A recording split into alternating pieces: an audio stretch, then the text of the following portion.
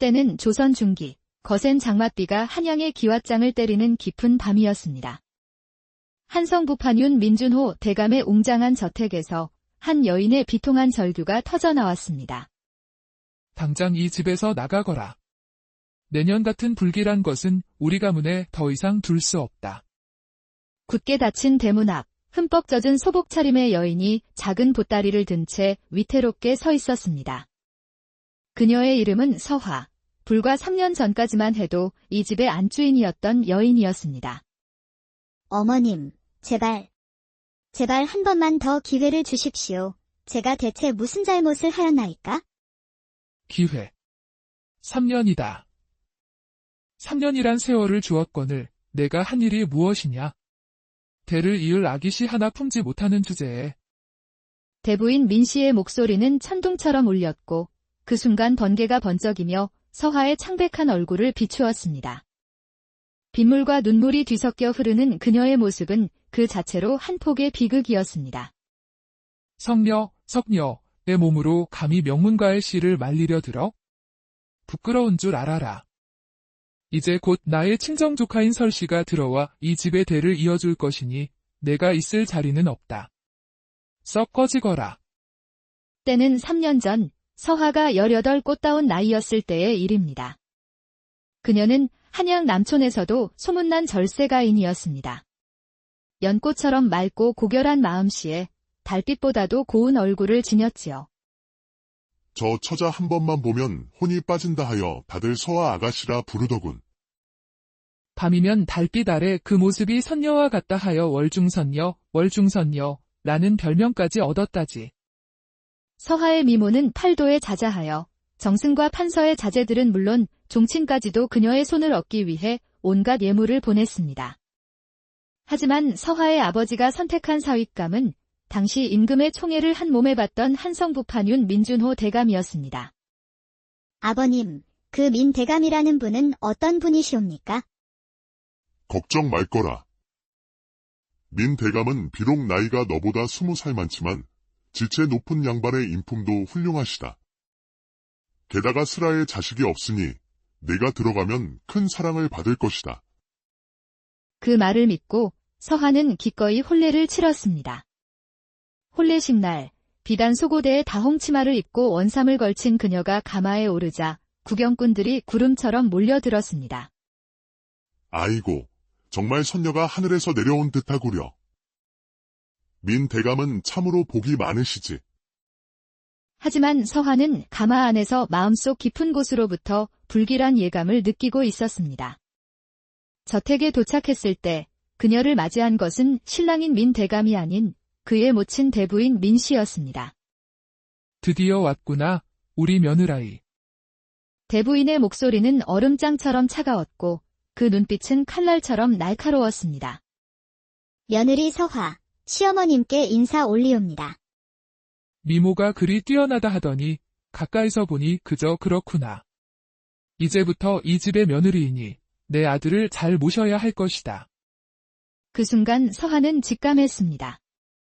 앞으로의 시집살이가 결코 순탄치 않을 것이라는 사실을 말입니다. 첫날 밤, 서화는 붉은 비단 이불이 깔린 방에서 남편을 기다렸습니다.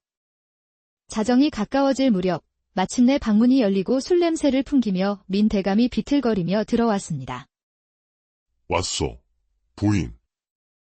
그의 목소리는 냉담했고 눈빛은 공허했습니다. 그는 서화를 쳐다보지도 않은 채 이불 위에 쓰러져 등을 돌리고는 코를 골기 시작했습니다. 그것은 시작에 불과했습니다. 그날 이후로 3년간 민 대감은 서화를 진정한 아내로 단 한 번도 대해주지 않았습니다. 서방님, 날이 차니 제가 다리라도 주물러 드리겠사옵니다. 괜찮다. 그저 혼자 있게 해주시오. 더욱 견디기 힘든 것은 시어머니의 날 선 구박이었습니다. 3년이 지나도록 내 뱃속에 씨앗 하나 들어서지 않다니. 어찌 된 일이냐? 송구하오나 서방님께서 워낙 바쁘셔서. 바쁘다고? 그게 핑계가 되느냐? 이 집안의 대를 잇는 것보다 중요한 일이 어디 있단 말이냐? 그러던 어느 날 대부인은 궁중의원을 불러 서하의 진맥을 보게 했습니다. 부인의 맥박은 지극히 정상이옵니다. 오히려 매우 건강하시어 회임하시는 데는 아무런 문제가 없을 터인데 그렇다면 왜 아이가 생기지 않는 것이오? 그것은 부부간의 화합이 이루어져야 자식이 생기는 법이옵니다. 그 말에 대부인의 얼굴이 불같이 달아올랐습니다. 그녀는 모든 책임을 서하에게 돌렸습니다. 이 요망한 것. 어찌 남편 하나 제대로 홀리지 못하느냐? 남편조차 유혹하지 못하는 미모가 대체 무슨 소용이더냐? 그날 이후 서하의 삶은 지옥이 되었습니다. 시어머니는 매일같이 그녀를 성녀라 부르며 종들 앞에서 망신을 주었습니다. 서하는 혼자만의 시간에 자수를 놓으며 마음을 달랬습니다. 특히 추위를 견디고 피어나는 매화 자수를 놓을 때면 자신의 처지와 닮아 있어 조금이나마 위안을 얻었습니다. 그러던 어느 날 대부인은 자신의 친정조카인 설씨를 민 대감의 첩으로 들이겠다고 선언했습니다. 설씨가 내 아들의 자식을 낳아줄 것이니 이제 넌 필요 없다.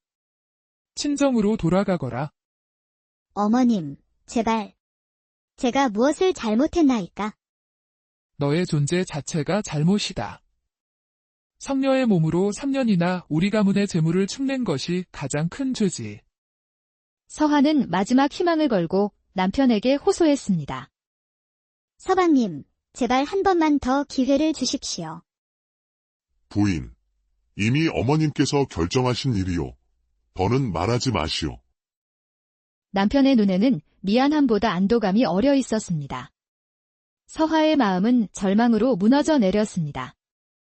다음 날 아침, 서하는 시댁에서 쫓겨났습니다. 마음씨 착한 행랑채 여종 하나가 몰래 건네준 작은 보따리 하나만을 든 채였습니다. 마님, 부디 몸조심하시옵소서. 이거라도 요긴하게 쓰시옵소서. 보따리에는 쌀 한 뙑밥과 동전 몇 입이 전부였습니다. 하지만 서하는 품속 깊이 그녀의 운명을 바꿀 비단 주머니 하나를 숨기고 있었습니다.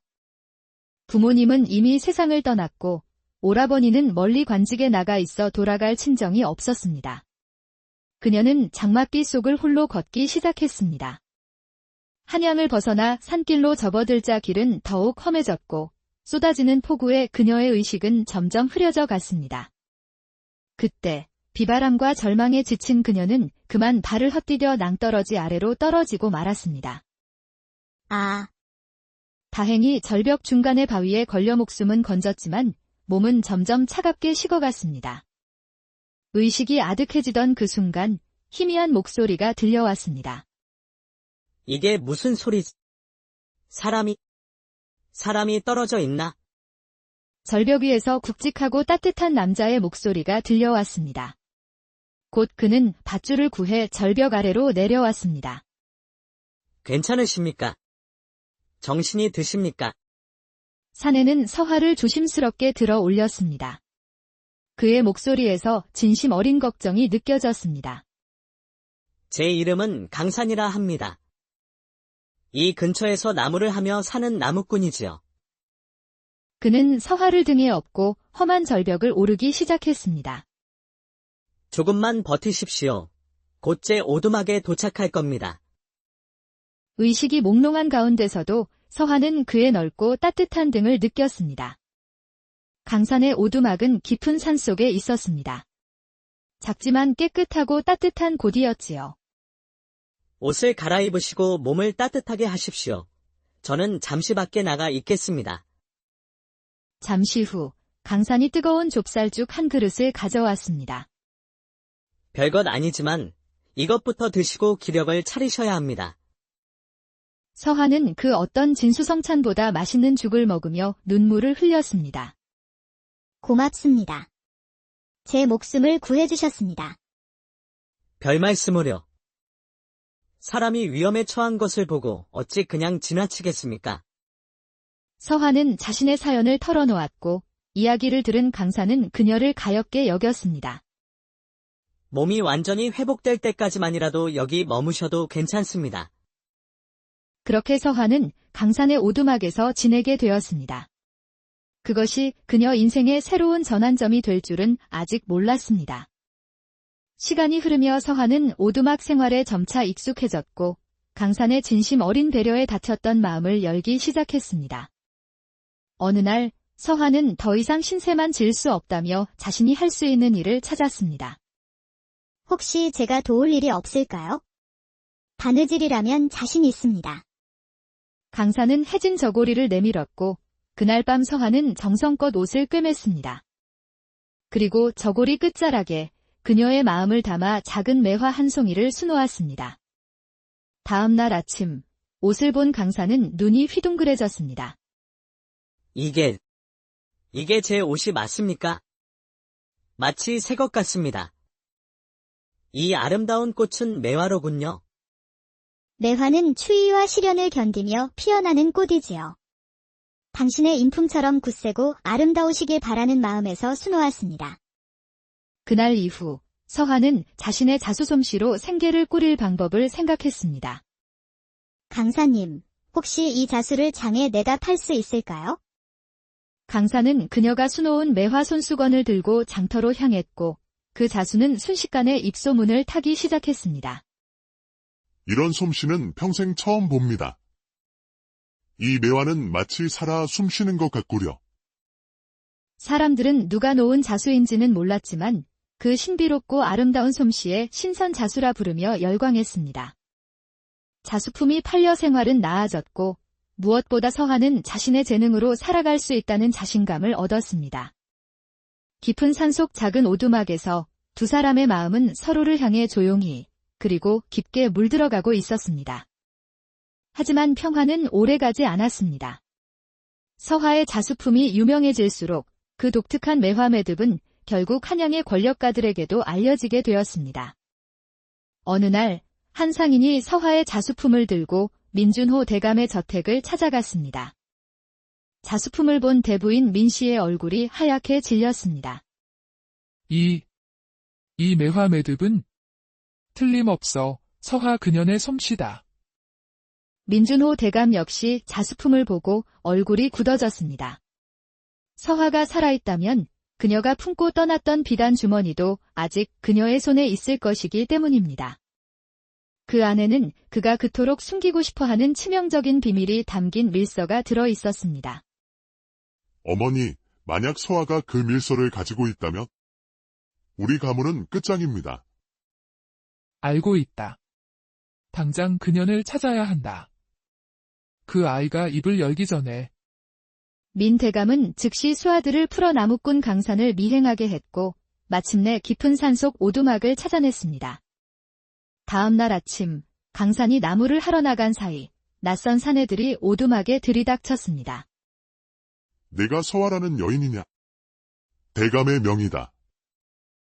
우리와 함께 가야겠다. 서하는 절망적인 상황에서도 침착함을 잃지 않았습니다. 그녀는 짐을 챙기는 척하며 강산을 위해 작은 쪽지를 이불 밑에 숨겨두었습니다. 그리고 운명의 비단 주머니를 다시 품속 깊이 숨겼습니다. 한편 쪽지를 발견한 강산은 곧바로 민 대감의 오랜 정적인 좌의정 최 대감을 찾아갔습니다. 대감마님, 서아라는 여인이 억울한 누명을 쓰고 민 대감에게 잡혀갔습니다. 그녀가 가진 비단 주머니에는 민 대감의 중대한 비밀이 담긴 밀서가 들어있다고 했습니다. 밀서라. 과연 어떤 내용이 담겨 있을지 심히 궁금하구나. 좋다. 내가 직접 나서겠다. 당장 민준호의 집에 대한 수색영장을 내릴 것이다. 그 시각 서하는 민 대감의 집 작은 방에 갇혀 있었습니다. 어서 그 밀서를 내놓아라. 그것 때문에 우리 가문이 망할 수 있단 말이다. 그 밀서에 대체 무엇이 적혀있기에 이리 두려워하십니까? 그때 밖이 소란스러워지며 좌의정 최 대감이 군사들을 이끌고 들이닥쳤습니다. 민준호 대감, 영모 혐의로 그대의 집을 수색해야겠소.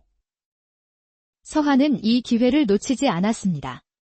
그녀는 품속의 비단 주머니를 꺼내 최 대감에게 건넸습니다. 대감마님, 이 안에 모든 진실이 들어있사옵니다. 밀서의 내용은 충격적이었습니다. 민준호 대감이 사실은 아이를 가질 수 없는 몸, 즉 고자라는 사실과 이를 숨기고 정적을 모함하기 위해 역모를 꾸몄다는 내용이었습니다. 모든 것이 밝혀지자 민준호 대감과 그의 가문은 몰락했습니다. 서한은 모든 누명을 벗고 자유의 몸이 되었습니다. 최 대감은 그녀에게 큰 보상을 내리고 한양에 머물기를 권했지만 서한은 조용히 고개를 저었습니다. 그녀는 자신을 기다리고 있을 강산에게 돌아갔습니다. 깊은 산속, 매화가 피어나는 작은 오두막으로. 두 사람은 그곳에서 서로를 보듬으며 화려하진 않지만 진실하고 행복한 삶을 때는 조선 중기, 거센 장맛비가 한양의 기왓장을 때리는 깊은 밤이었습니다. 한성부판윤 민준호 대감의 웅장한 저택에서 한 여인의 비통한 절규가 터져나왔습니다. 당장 이 집에서 나가거라. 내년 같은 불길한 것은 우리 가문에 더 이상 둘 수 없다. 굳게 닫힌 대문 앞, 흠뻑 젖은 소복 차림의 여인이 작은 보따리를 든 채 위태롭게 서 있었습니다. 그녀의 이름은 서화, 불과 3년 전까지만 해도 이 집의 안주인이었던 여인이었습니다. 어머님, 제발 한 번만 더 기회를 주십시오. 제가 대체 무슨 잘못을 하였나이까? 기회. 3년이다. 3년이란 세월을 주었거늘 내가 한 일이 무엇이냐? 대를 이을 아기씨 하나 품지 못하는 주제에. 대부인 민씨의 목소리는 천둥처럼 울렸고 그 순간 번개가 번쩍이며 서화의 창백한 얼굴을 비추었습니다. 빗물과 눈물이 뒤섞여 흐르는 그녀의 모습은 그 자체로 한 폭의 비극이었습니다. 석녀, 내 몸으로 감히 명문가의 씨를 말리려 들어? 부끄러운 줄 알아라. 이제 곧 나의 친정조카인 설씨가 들어와 이 집의 대를 이어줄 것이니 내가 있을 자리는 없다. 썩 꺼지거라. 때는 3년 전 서화가 18 꽃다운 나이였을 때의 일입니다. 그녀는 한양 남촌에서도 소문난 절세가인이었습니다. 연꽃처럼 맑고 고결한 마음씨에 달빛보다도 고운 얼굴을 지녔지요. 저 처자 한 번만 보면 혼이 빠진다 하여 다들 서화 아가씨라 부르더군. 밤이면 달빛 아래 그 모습이 선녀와 같다 하여 월중선녀라는 별명까지 얻었다지. 서화의 미모는 팔도에 자자하여 정승과 판서의 자제들은 물론 종친까지도 그녀의 손을 얻기 위해 온갖 예물을 보냈습니다. 하지만 서화의 아버지가 선택한 사윗감은 당시 임금의 총애를 한 몸에 받던 한성부판윤 민준호 대감이었습니다. 아버님, 그 민 대감이라는 분은 어떤 분이시옵니까? 걱정 말거라. 민 대감은 비록 나이가 너보다 20살 많지만 지체 높은 양반의 인품도 훌륭하시다. 게다가 슬아의 자식이 없으니 내가 들어가면 큰 사랑을 받을 것이다. 그 말을 믿고 서화는 기꺼이 혼례를 치렀습니다. 혼례식 날, 비단 속옷에 다홍치마를 입고 원삼을 걸친 그녀가 가마에 오르자 구경꾼들이 구름처럼 몰려들었습니다. 아이고, 정말 선녀가 하늘에서 내려온 듯하구려. 민 대감은 참으로 복이 많으시지. 하지만 서화는 가마 안에서 마음속 깊은 곳으로부터 불길한 예감을 느끼고 있었습니다. 저택에 도착했을 때 그녀를 맞이한 것은 신랑인 민 대감이 아닌 그의 모친 대부인 민 씨였습니다. 드디어 왔구나, 우리 며느라이. 대부인의 목소리는 얼음장처럼 차가웠고 그 눈빛은 칼날처럼 날카로웠습니다. 며느리 서화, 시어머님께 인사 올리옵니다. 미모가 그리 뛰어나다 하더니 가까이서 보니 그저 그렇구나. 이제부터 이 집의 며느리이니 내 아들을 잘 모셔야 할 것이다. 그 순간 서화는 직감했습니다. 앞으로의 시집살이가 결코 순탄치 않을 것이라는 사실을 말입니다. 첫날 밤, 서화는 붉은 비단 이불이 깔린 방에서 남편을 기다렸습니다. 자정이 가까워질 무렵 마침내 방문이 열리고 술 냄새를 풍기며 민 대감이 비틀거리며 들어왔습니다. 왔소, 부인. 그의 목소리는 냉담했고 눈빛은 공허했습니다. 그는 서화를 쳐다보지도 않은 채 이불 위에 쓰러져 등을 돌리고는 코를 골기 시작했습니다. 그것은 시작에 불과했습니다. 그날 이후로 3년간 민 대감은 서화를 진정한 아내로 단 한 번도 대해주지 않았습니다. 서방님, 날이 차니 제가 달이라도 주물러 드리겠사옵니다. 괜찮다. 그저 혼자 있게 해주시오. 더욱 견디기 힘든 것은 시어머니의 날 선 구박이었습니다. 3년이 지나도록 내 뱃속에 씨앗 하나 들어서지 않다니. 어찌 된 일이냐? 송구하오나 서방님께서 워낙 바쁘셔서 바쁘다고. 그게 핑계가 되느냐? 이 집안의 대를 잇는 것보다 중요한 일이 어디 있단 말이냐? 그러던 어느 날 대부인은 궁중의원을 불러 서화의 진맥을 보게 했습니다. 부인의 맥박은 지극히 정상이옵니다. 오히려 매우 건강하시어 회임하시는 데는 아무런 문제가 없을 터인데 그렇다면 왜 아이가 생기지 않는 것이오? 그것은 부부간의 화합이 이루어져야 자식이 생기는 법이옵니다. 그 말에 대부인의 얼굴이 불같이 달아올랐습니다. 그녀는 모든 책임을 서화에게 돌렸습니다. 이 요망한 것. 어찌 남편 하나 제대로 홀리지 못하느냐? 남편조차 유혹하지 못하는 미모가 대체 무슨 소용이더냐? 그날 이후 서화의 삶은 지옥이 되었습니다.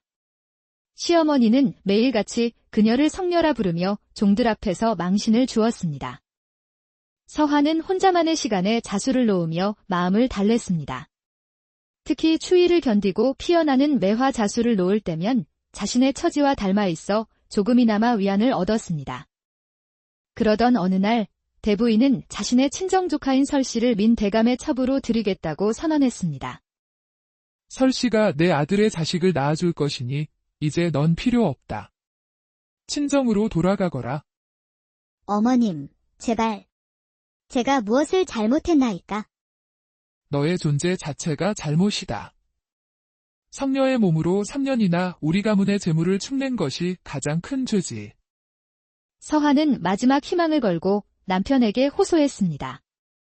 서방님, 제발 한 번만 더 기회를 주십시오. 부인, 이미 어머님께서 결정하신 일이오. 더는 말하지 마시오. 남편의 눈에는 미안함보다 안도감이 어려 있었습니다. 서화의 마음은 절망으로 무너져 내렸습니다. 다음 날 아침, 서화는 시댁에서 쫓겨났습니다. 마음씨 착한 행랑채 여종 하나가 몰래 건네준 작은 보따리 하나만을 든 채였습니다. 마님, 부디 몸 조심하시옵소서. 이거라도 요긴하게 쓰시옵소서. 보따리에는 쌀 한 뎃밥과 동전 몇 입이 전부였습니다. 하지만 서화는 품속 깊이 그녀의 운명을 바꿀 비단 주머니 하나를 숨기고 있었습니다. 부모님은 이미 세상을 떠났고 오라버니는 멀리 관직에 나가 있어 돌아갈 친정이 없었습니다. 그녀는 장맛비 속을 홀로 걷기 시작했습니다. 한양을 벗어나 산길로 접어들자 길은 더욱 험해졌고 쏟아지는 폭우에 그녀의 의식은 점점 흐려져 갔습니다. 그때 비바람과 절망에 지친 그녀는 그만 발을 헛디뎌 낭떠러지 아래로 떨어지고 말았습니다. 아, 다행히 절벽 중간의 바위에 걸려 목숨은 건졌지만 몸은 점점 차갑게 식어갔습니다. 의식이 아득해지던 그 순간 희미한 목소리가 들려왔습니다. 이게 무슨 소리지? 사람이 떨어져 있나? 절벽 위에서 굵직하고 따뜻한 남자의 목소리가 들려왔습니다. 곧 그는 밧줄을 구해 절벽 아래로 내려왔습니다. 괜찮으십니까? 정신이 드십니까? 사내는 서화를 조심스럽게 들어 올렸습니다. 그의 목소리에서 진심 어린 걱정이 느껴졌습니다. 제 이름은 강산이라 합니다. 이 근처에서 나무를 하며 사는 나무꾼이지요. 그는 서화를 등에 업고 험한 절벽을 오르기 시작했습니다. 조금만 버티십시오. 곧제 오두막에 도착할 겁니다. 의식이 몽롱한 가운데서도 서화는 그의 넓고 따뜻한 등을 느꼈습니다. 강산의 오두막은 깊은 산 속에 있었습니다.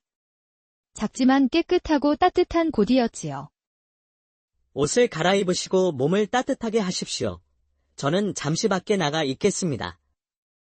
잠시 후 강산이 뜨거운 좁쌀죽 한 그릇을 가져왔습니다. 별것 아니지만 이것부터 드시고 기력을 차리셔야 합니다. 서한은 그 어떤 진수성찬보다 맛있는 죽을 먹으며 눈물을 흘렸습니다. 고맙습니다. 제 목숨을 구해주셨습니다. 별 말씀을요. 사람이 위험에 처한 것을 보고 어찌 그냥 지나치겠습니까? 서한은 자신의 사연을 털어놓았고 이야기를 들은 강산은 그녀를 가엾게 여겼습니다. 몸이 완전히 회복될 때까지만이라도 여기 머무셔도 괜찮습니다. 그렇게 서한은 강산의 오두막에서 지내게 되었습니다. 그것이 그녀 인생의 새로운 전환점이 될 줄은 아직 몰랐습니다. 시간이 흐르며 서한은 오두막 생활에 점차 익숙해졌고 강산의 진심 어린 배려에 닫혔던 마음을 열기 시작했습니다. 어느 날 서한은 더 이상 신세만 질 수 없다며 자신이 할 수 있는 일을 찾았습니다. 혹시 제가 도울 일이 없을까요? 바느질이라면 자신 있습니다. 강산은 해진 저고리를 내밀었고 그날 밤 서한은 정성껏 옷을 꿰맸습니다. 그리고 저고리 끝자락에 그녀의 마음을 담아 작은 매화 한 송이를 수놓았습니다. 다음 날 아침 옷을 본 강산은 눈이 휘둥그레졌습니다. 이게 제 옷이 맞습니까? 마치 새 것 같습니다. 이 아름다운 꽃은 매화로군요. 매화는 추위와 시련을 견디며 피어나는 꽃이지요. 당신의 인품처럼 굳세고 아름다우시길 바라는 마음에서 수놓았습니다. 그날 이후 서한은 자신의 자수솜씨로 생계를 꾸릴 방법을 생각했습니다. 강사님, 혹시 이 자수를 장에 내다 팔 수 있을까요? 강사는 그녀가 수놓은 매화 손수건을 들고 장터로 향했고 그 자수는 순식간에 입소문을 타기 시작했습니다. 이런 솜씨는 평생 처음 봅니다. 이 매화는 마치 살아 숨쉬는 것 같구려. 사람들은 누가 놓은 자수인지는 몰랐지만 그 신비롭고 아름다운 솜씨에 신선 자수라 부르며 열광했습니다. 자수품이 팔려 생활은 나아졌고 무엇보다 서한은 자신의 재능으로 살아갈 수 있다는 자신감을 얻었습니다. 깊은 산속 작은 오두막에서 두 사람의 마음은 서로를 향해 조용히 그리고 깊게 물들어가고 있었습니다. 하지만 평화는 오래가지 않았습니다. 서화의 자수품이 유명해질수록 그 독특한 매화 매듭은 결국 한양의 권력가들에게도 알려지게 되었습니다.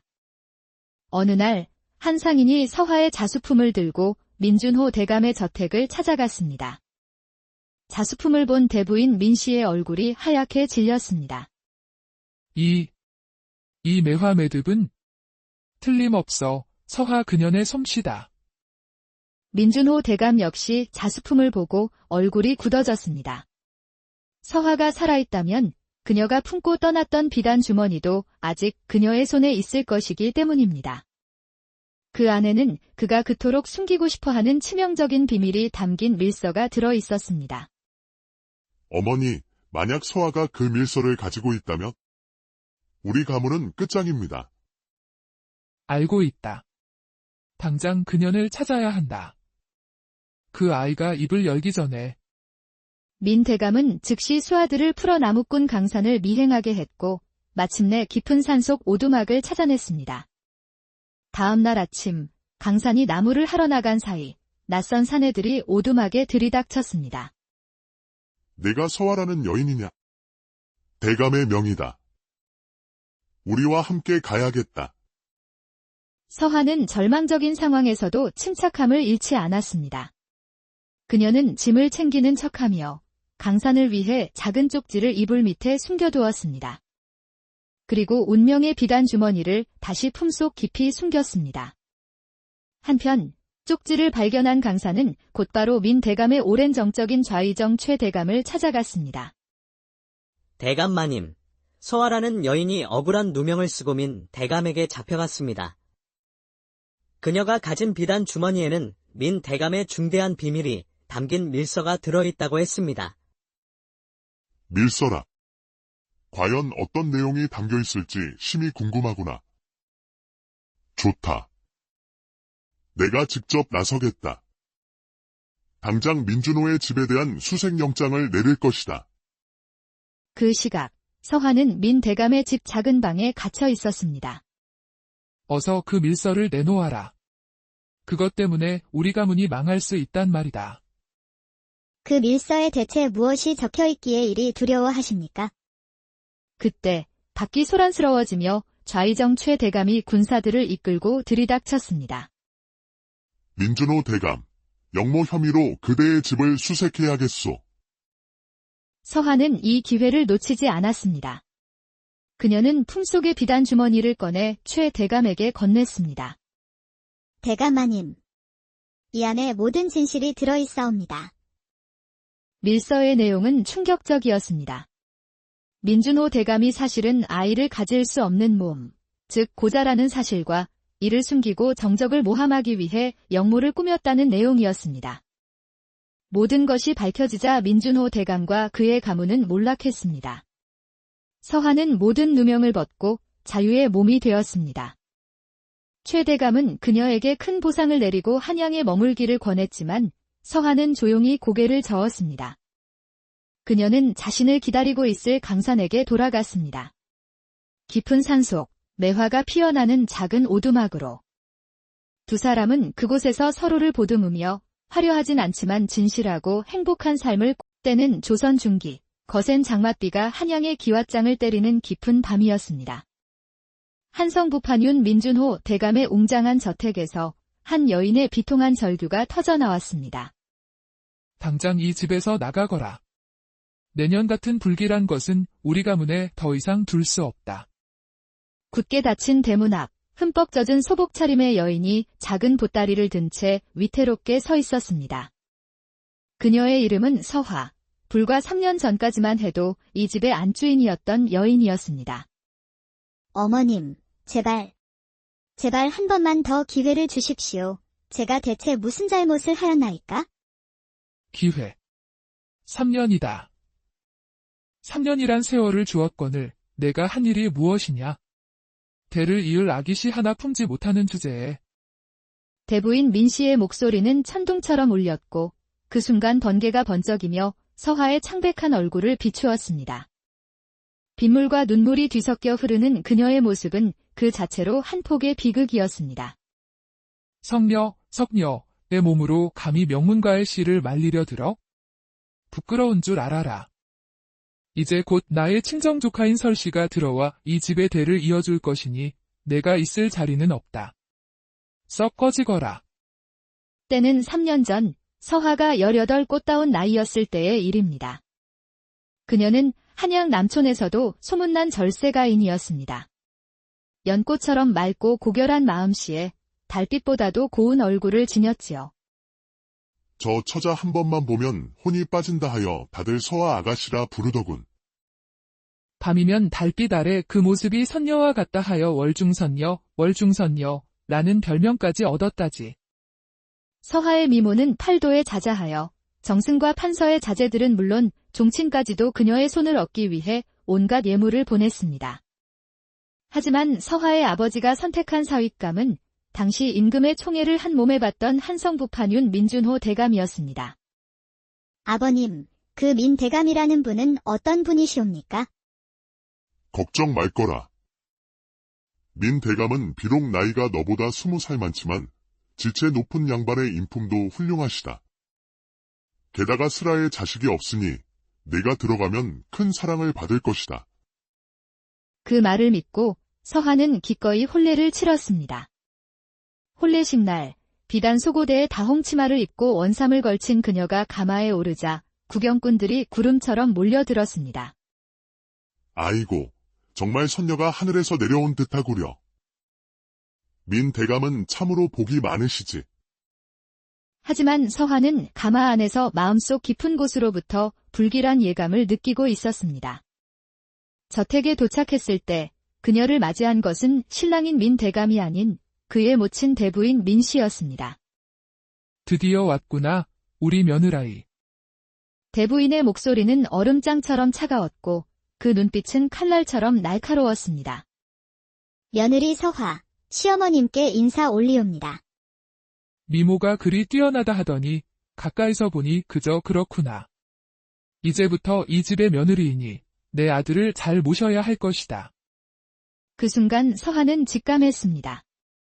앞으로의 시집살이가 결코 순탄치 않을 것이라는 사실을 말입니다. 첫날 밤, 서한은 붉은 비단 이불이 깔린 방에서 남편을 기다렸습니다. 자정이 가까워질 무렵 마침내 방문이 열리고 술 냄새를 풍기며 민 대감이 비틀거리며 들어왔습니다. 왔소, 부인. 그의 목소리는 냉담했고 눈빛은 공허했습니다. 그는 서하를 쳐다보지도 않은 채 이불 위에 쓰러져 등을 돌리고는 코를 골기 시작했습니다. 그것은 시작에 불과했습니다. 그날 이후로 3년간 민 대감은 서하를 진정한 아내로 단 한 번도 대해주지 않았습니다. 서방님, 날이 차니 제가 다리라도 주물러 드리겠사옵니다. 괜찮다. 그저 혼자 있게 해주시오. 더욱 견디기 힘든 것은 시어머니의 날 선 구박이었습니다. 3년이 지나도록 내 뱃속에 씨앗 하나 들어서지 않다니. 어찌 된 일이냐? 송구하오나 서방님께서 워낙 바쁘셔서. 바쁘다고? 그게 핑계가 되느냐? 이 집안의 대를 잇는 것보다 중요한 일이 어디 있단 말이냐? 그러던 어느 날 대부인은 궁중의원을 불러 서하의 진맥을 보게 했습니다. 부인의 맥박은 지극히 정상이옵니다. 오히려 매우 건강하시어 회임하시는 데는 아무런 문제가 없을 터인데. 그렇다면 왜 아이가 생기지 않는 것이오? 그것은 부부간의 화합이 이루어져야 자식이 생기는 법이옵니다. 그 말에 대부인의 얼굴이 불같이 달아올랐습니다. 그녀는 모든 책임을 서하에게 돌렸습니다. 이 요망한 것. 어찌 남편 하나 제대로 홀리지 못하느냐? 남편조차 유혹하지 못하는 미모가 대체 무슨 소용이더냐? 그날 이후 서하의 삶은 지옥이 되었습니다. 시어머니는 매일같이 그녀를 성녀라 부르며 종들 앞에서 망신을 주었습니다. 서하는 혼자만의 시간에 자수를 놓으며 마음을 달랬습니다. 특히 추위를 견디고 피어나는 매화 자수를 놓을 때면 자신의 처지와 닮아 있어 조금이나마 위안을 얻었습니다. 그러던 어느 날 대부인은 자신의 친정조카인 설씨를 민 대감의 첩으로 드리겠다고 선언했습니다. 설씨가 내 아들의 자식을 낳아줄 것이니 이제 넌 필요 없다. 친정으로 돌아가거라. 어머님, 제발. 제가 무엇을 잘못했나이까? 너의 존재 자체가 잘못이다. 성녀의 몸으로 3년이나 우리 가문의 재물을 축낸 것이 가장 큰 죄지. 서하는 마지막 희망을 걸고 남편에게 호소했습니다. 서방님, 제발 한 번만 더 기회를 주십시오. 부인, 이미 어머님께서 결정하신 일이오. 더는 말하지 마시오. 남편의 눈에는 미안함보다 안도감이 어려 있었습니다. 서하의 마음은 절망으로 무너져 내렸습니다. 다음 날 아침, 서하는 시댁에서 쫓겨났습니다. 마음씨 착한 행랑채 여종 하나가 몰래 건네준 작은 보따리 하나만을 든 채였습니다. 마님, 부디 몸 조심하시옵소서. 이거라도 요긴하게 쓰시옵소서. 보따리에는 쌀 한 뙑밥과 동전 몇 입이 전부였습니다. 하지만 서하는 품속 깊이 그녀의 운명을 바꿀 비단 주머니 하나를 숨기고 있었습니다. 부모님은 이미 세상을 떠났고 오라버니는 멀리 관직에 나가 있어 돌아갈 친정이 없었습니다. 그녀는 장맛비 속을 홀로 걷기 시작했습니다. 한양을 벗어나 산길로 접어들자 길은 더욱 험해졌고 쏟아지는 폭우에 그녀의 의식은 점점 흐려져 갔습니다. 그때 비바람과 절망에 지친 그녀는 그만 발을 헛디뎌 낭떠러지 아래로 떨어지고 말았습니다. 아, 다행히 절벽 중간의 바위에 걸려 목숨은 건졌지만 몸은 점점 차갑게 식어갔습니다. 의식이 아득해지던 그 순간 희미한 목소리가 들려왔습니다. 이게 무슨 소리지? 사람이 떨어져 있나? 절벽 위에서 굵직하고 따뜻한 남자의 목소리가 들려왔습니다. 곧 그는 밧줄을 구해 절벽 아래로 내려왔습니다. 괜찮으십니까? 정신이 드십니까? 사내는 서하를 조심스럽게 들어 올렸습니다. 그의 목소리에서 진심 어린 걱정이 느껴졌습니다. 제 이름은 강산이라 합니다. 이 근처에서 나무를 하며 사는 나무꾼이지요. 그는 서화를 등에 업고 험한 절벽을 오르기 시작했습니다. 조금만 버티십시오. 곧 제 오두막에 도착할 겁니다. 의식이 몽롱한 가운데서도 서화는 그의 넓고 따뜻한 등을 느꼈습니다. 강산의 오두막은 깊은 산 속에 있었습니다. 작지만 깨끗하고 따뜻한 곳이었지요. 옷을 갈아입으시고 몸을 따뜻하게 하십시오. 저는 잠시 밖에 나가 있겠습니다. 잠시 후 강산이 뜨거운 좁쌀죽 한 그릇을 가져왔습니다. 별것 아니지만 이것부터 드시고 기력을 차리셔야 합니다. 서화는 그 어떤 진수성찬보다 맛있는 죽을 먹으며 눈물을 흘렸습니다. 고맙습니다. 제 목숨을 구해주셨습니다. 별 말씀을요. 사람이 위험에 처한 것을 보고 어찌 그냥 지나치겠습니까? 서화는 자신의 사연을 털어놓았고 이야기를 들은 강산은 그녀를 가엾게 여겼습니다. 몸이 완전히 회복될 때까지만이라도 여기 머무셔도 괜찮습니다. 그렇게 서화는 강산의 오두막에서 지내게 되었습니다. 그것이 그녀 인생의 새로운 전환점이 될 줄은 아직 몰랐습니다. 시간이 흐르며 서화는 오두막 생활에 점차 익숙해졌고 강산의 진심 어린 배려에 닫혔던 마음을 열기 시작했습니다. 어느 날 서화는 더 이상 신세만 질 수 없다며 자신이 할 수 있는 일을 찾았습니다. 혹시 제가 도울 일이 없을까요? 바느질이라면 자신 있습니다. 강산은 해진 저고리를 내밀었고 그날 밤 서화는 정성껏 옷을 꿰맸습니다. 그리고 저고리 끝자락에 그녀의 마음을 담아 작은 매화 한 송이를 수놓았습니다. 다음 날 아침 옷을 본 강산은 눈이 휘둥그레졌습니다. 이게 제 옷이 맞습니까? 마치 새 것 같습니다. 이 아름다운 꽃은 매화로군요. 매화는 추위와 시련을 견디며 피어나는 꽃이지요. 당신의 인품처럼 굳세고 아름다우시길 바라는 마음에서 수놓았습니다. 그날 이후 서화는 자신의 자수솜씨로 생계를 꾸릴 방법을 생각했습니다. 강사님, 혹시 이 자수를 장에 내다 팔 수 있을까요? 강사는 그녀가 수놓은 매화 손수건을 들고 장터로 향했고 그 자수는 순식간에 입소문을 타기 시작했습니다. 이런 솜씨는 평생 처음 봅니다. 이 매화는 마치 살아 숨쉬는 것 같구려. 사람들은 누가 놓은 자수인지는 몰랐지만 그 신비롭고 아름다운 솜씨에 신선 자수라 부르며 열광했습니다. 자수품이 팔려 생활은 나아졌고 무엇보다 서화는 자신의 재능으로 살아갈 수 있다는 자신감을 얻었습니다. 깊은 산속 작은 오두막에서 두 사람의 마음은 서로를 향해 조용히 그리고 깊게 물들어가고 있었습니다. 하지만 평화는 오래가지 않았습니다. 서화의 자수품이 유명해질수록 그 독특한 매화 매듭은 결국 한양의 권력가들에게도 알려지게 되었습니다. 어느 날 한 상인이 서화의 자수품을 들고 민준호 대감의 저택을 찾아갔습니다. 자수품을 본 대부인 민씨의 얼굴이 하얗게 질렸습니다.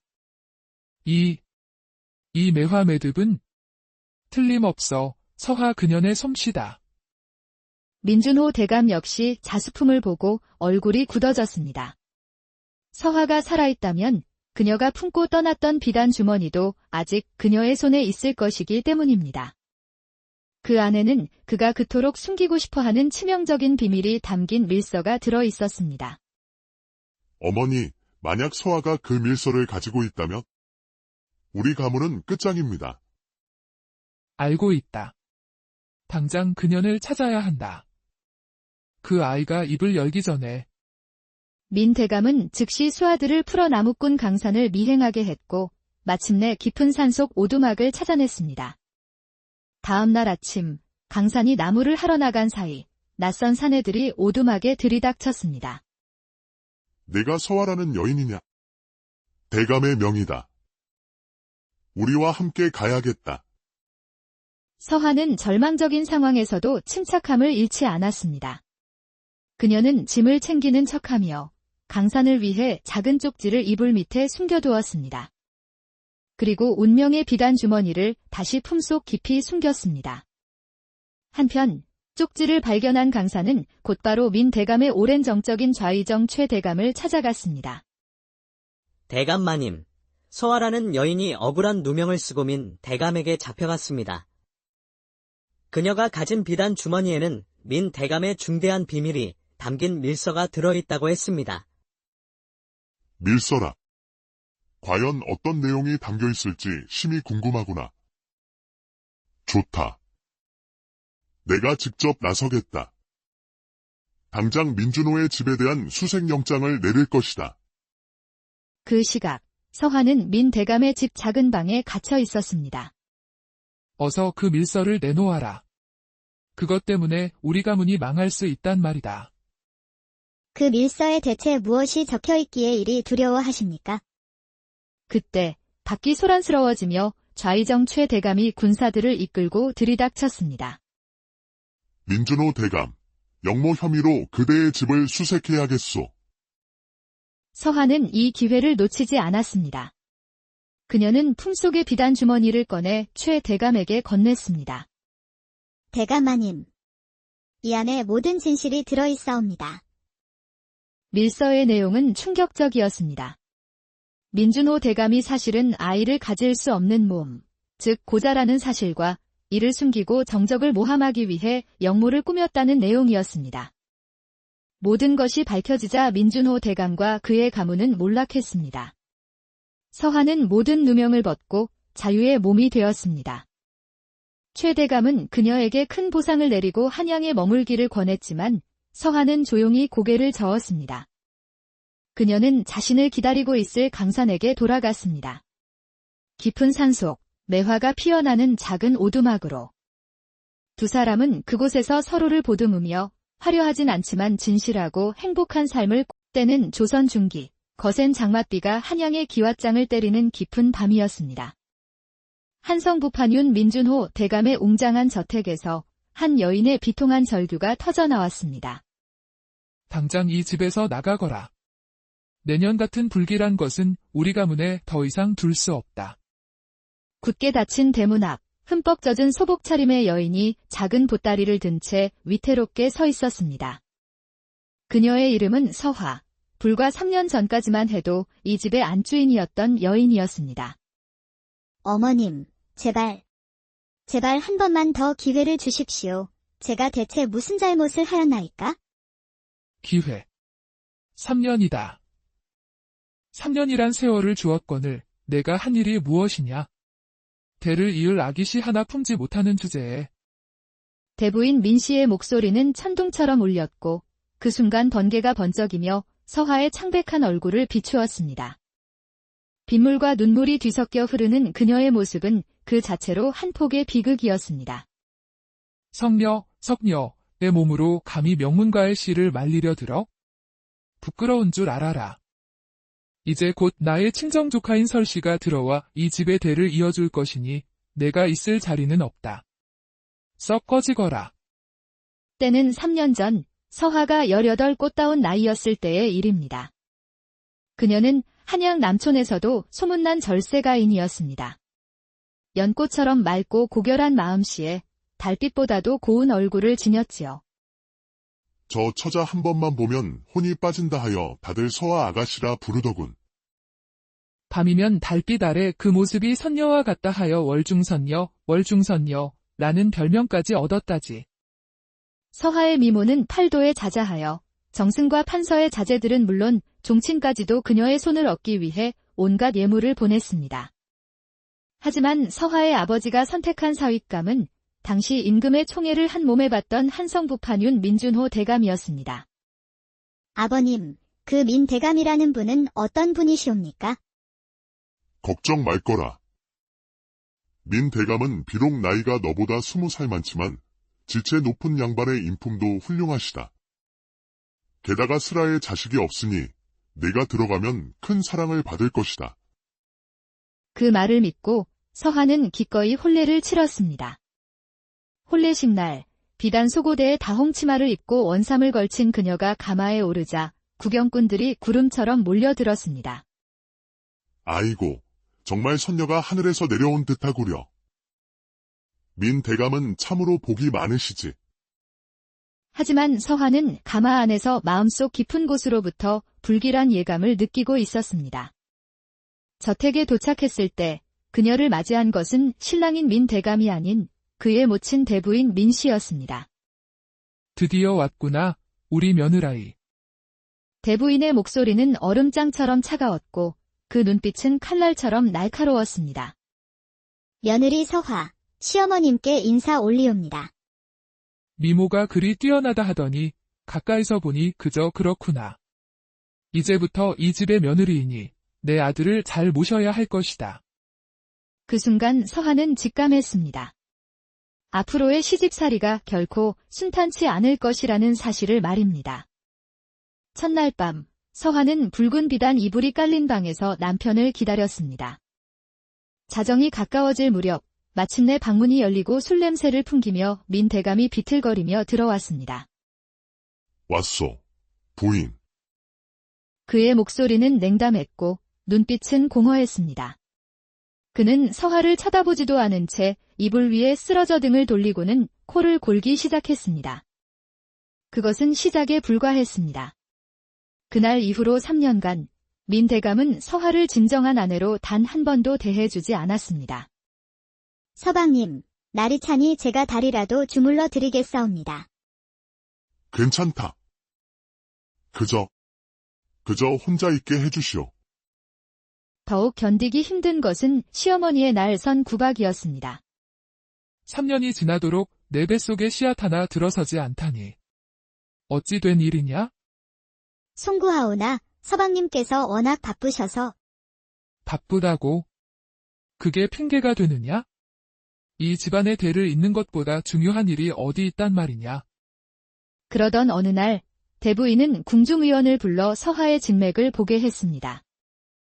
부인의 맥박은 지극히 정상이옵니다.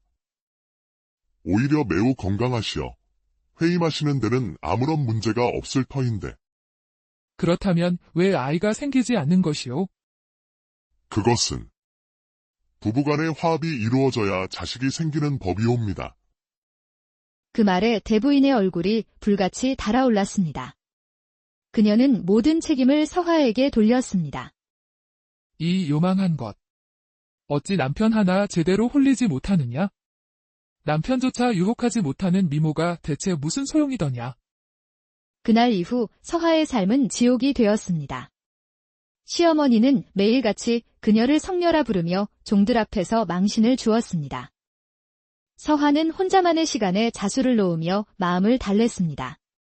특히 추위를 견디고 피어나는 매화 자수를 놓을 때면 자신의 처지와 닮아 있어 조금이나마 위안을 얻었습니다. 그러던 어느 날 대부인은 자신의 친정조카인 설씨를 민 대감의 첩으로 드리겠다고 선언했습니다. 설씨가 내 아들의 자식을 낳아줄 것이니 이제 넌 필요 없다. 친정으로 돌아가거라. 어머님, 제발. 제가 무엇을 잘못했나이까? 너의 존재 자체가 잘못이다. 성녀의 몸으로 3년이나 우리 가문의 재물을 축낸 것이 가장 큰 죄지. 서화는 마지막 희망을 걸고 남편에게 호소했습니다. 서방님, 제발 한 번만 더 기회를 주십시오. 부인, 이미 어머님께서 결정하신 일이오. 더는 말하지 마시오. 남편의 눈에는 미안함보다 안도감이 어려 있었습니다. 서화의 마음은 절망으로 무너져 내렸습니다. 다음 날 아침, 서화는 시댁에서 쫓겨났습니다. 마음씨 착한 행랑채 여종 하나가 몰래 건네준 작은 보따리 하나만을 든 채였습니다. 마님, 부디 몸조심하시옵소서. 이거라도 요긴하게 쓰시옵소서. 보따리에는 쌀 한 돛밥과 동전 몇 입이 전부였습니다. 하지만 서화는 품속 깊이 그녀의 운명을 바꿀 비단 주머니 하나를 숨기고 있었습니다. 부모님은 이미 세상을 떠났고 오라버니는 멀리 관직에 나가 있어 돌아갈 친정이 없었습니다. 그녀는 장맛비 속을 홀로 걷기 시작했습니다. 한양을 벗어나 산길로 접어들자 길은 더욱 험해졌고 쏟아지는 폭우에 그녀의 의식은 점점 흐려져 갔습니다. 그때 비바람과 절망에 지친 그녀는 그만 발을 헛디뎌 낭떠러지 아래로 떨어지고 말았습니다. 아, 다행히 절벽 중간의 바위에 걸려 목숨은 건졌지만 몸은 점점 차갑게 식어갔습니다. 의식이 아득해지던 그 순간 희미한 목소리가 들려왔습니다. 이게 무슨 소리지? 사람이 떨어져 있나? 절벽 위에서 굵직하고 따뜻한 남자의 목소리가 들려왔습니다. 곧 그는 밧줄을 구해 절벽 아래로 내려왔습니다. 괜찮으십니까? 정신이 드십니까? 사내는 서화를 조심스럽게 들어 올렸습니다. 그의 목소리에서 진심 어린 걱정이 느껴졌습니다. 제 이름은 강산이라 합니다. 이 근처에서 나무를 하며 사는 나무꾼이지요. 그는 서화를 등에 업고 험한 절벽을 오르기 시작했습니다. 조금만 버티십시오. 곧 제 오두막에 도착할 겁니다. 의식이 몽롱한 가운데서도 서화는 그의 넓고 따뜻한 등을 느꼈습니다. 강산의 오두막은 깊은 산 속에 있었습니다. 작지만 깨끗하고 따뜻한 곳이었지요. 옷을 갈아입으시고 몸을 따뜻하게 하십시오. 저는 잠시 밖에 나가 있겠습니다. 잠시 후 강산이 뜨거운 좁쌀죽 한 그릇을 가져왔습니다. 별것 아니지만 이것부터 드시고 기력을 차리셔야 합니다. 서화는 그 어떤 진수성찬보다 맛있는 죽을 먹으며 눈물을 흘렸습니다. 고맙습니다. 제 목숨을 구해주셨습니다. 별 말씀을요. 사람이 위험에 처한 것을 보고 어찌 그냥 지나치겠습니까? 서화는 자신의 사연을 털어놓았고 이야기를 들은 강산은 그녀를 가엾게 여겼습니다. 몸이 완전히 회복될 때까지만이라도 여기 머무셔도 괜찮습니다. 그렇게 서화는 강산의 오두막에서 지내게 되었습니다.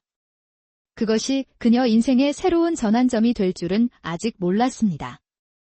시간이 흐르며 서화는 오두막 생활에 점차 익숙해졌고 강산의 진심 어린 배려에 닫혔던 마음을 열기 시작했습니다. 어느 날 서화는 더 이상 신세만 질 수 없다며 자신이 할 수 있는 일을 찾았습니다. 혹시 제가 도울 일이 없을까요? 바느질이라면 자신 있습니다. 강산은 해진 저고리를 내밀었고 그날 밤 서화는 정성껏 옷을 꿰맸습니다. 그리고 저고리 끝자락에 그녀의 마음을 담아 작은 매화 한 송이를 수놓았습니다. 다음 날 아침 옷을 본 강산은 눈이 휘둥그레졌습니다. 이게 제 옷이 맞습니까? 마치 새 것 같습니다. 이 아름다운 꽃은 매화로군요. 매화는 추위와 시련을 견디며 피어나는 꽃이지요. 당신의 인품처럼 굳세고 아름다우시길 바라는 마음에서 수놓았습니다. 그날 이후 서화는 자신의 자수솜씨로 생계를 꾸릴 방법을 생각했습니다. 강사님, 혹시 이 자수를 장에 내다 팔 수 있을까요? 강사는 그녀가 수놓은 매화 손수건을 들고 장터로 향했고 그 자수는 순식간에 입소문을 타기 시작했습니다. 이런 솜씨는 평생 처음 봅니다. 이 매화는 마치 살아 숨쉬는 것 같구려. 사람들은 누가 놓은 자수인지는 몰랐지만 그 신비롭고 아름다운 솜씨에 신선 자수라 부르며 열광했습니다. 자수품이 팔려 생활은 나아졌고 무엇보다 서화는 자신의 재능으로 살아갈 수 있다는 자신감을 얻었습니다. 깊은 산속 작은 오두막에서 두 사람의 마음은 서로를 향해 조용히 그리고 깊게 물들어가고 있었습니다. 하지만 평화는 오래가지 않았습니다. 서화의 자수품이 유명해질수록 그 독특한 매화 매듭은 결국 한양의 권력가들에게도 알려지게 되었습니다. 어느 날 한 상인이 서화의 자수품을 들고 민준호 대감의 저택을 찾아갔습니다. 자수품을 본 대부인 민씨의 얼굴이 하얗게 질렸습니다. 이 매화 매듭은 틀림없어 서화 그년의 솜씨다. 민준호 대감 역시 자수품을 보고 얼굴이 굳어졌습니다. 서화가 살아있다면 그녀가 품고 떠났던 비단 주머니도 아직 그녀의 손에 있을 것이기 때문입니다. 그 안에는 그가 그토록 숨기고 싶어하는 치명적인 비밀이 담긴 밀서가 들어 있었습니다. 어머니, 만약 서화가 그 밀서를 가지고 있다면 우리 가문은 끝장입니다. 알고 있다. 당장 그년을 찾아야 한다. 그 아이가 입을 열기 전에 민 대감은 즉시 수하들을 풀어 나무꾼 강산을 미행하게 했고 마침내 깊은 산속 오두막을